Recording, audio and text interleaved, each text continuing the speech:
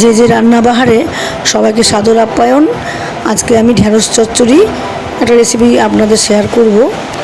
প্রথমে ঢেঁড়স লম্বা লম্বা আর আলু লম্বা লম্বা করে কেটে রেখেছি ধুয়ে। এবার কড়াইতে একটা সাদা তেল দিলাম, তারপরে দিলাম একটু পাঁচফোড়ন আর শুকনো লঙ্কা। এবার আলুগুলোকে আমি আগে দিয়ে দেবো। আলুগুলো একটু ভাজা ভাজা হবে, একটু নরম হবে হচ্ছে তো, এদিকে তারপরে আমি ওর মধ্যে ঢেঁড়সগুলোকে দেবো। ভাজতে বসিয়ে দিয়ে আমি ওদিকে একটা মশলা রেডি করব। আদা রসুন পেঁয়াজ জিরে ধনে মৌরি দিয়ে ওটাকে আমি পেস্ট করে রেখে দিয়েছি।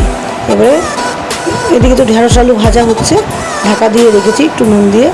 হ্যাঁ, এবার মশলাটাকে আমি ফ্রাই প্যানে সাদা তেল দিয়ে মশলাটা দিয়ে দেবো। তারপরে ওর মধ্যে দেবো একটু হলুদ আর কাশ্মীরি লঙ্কার গুঁড়ো। আর আপনারা যদি মনে করেন লাল লঙ্কা দিতে পারবেন, ঝাল ভালো লাগবে যদি পছন্দ করেন। আমি ঝালটা খুব একটা দিই না, বাচ্চা আছে ছোটো একটা বলে। তারপর মশলাটা আমি দিয়ে কষাতে থাকবো।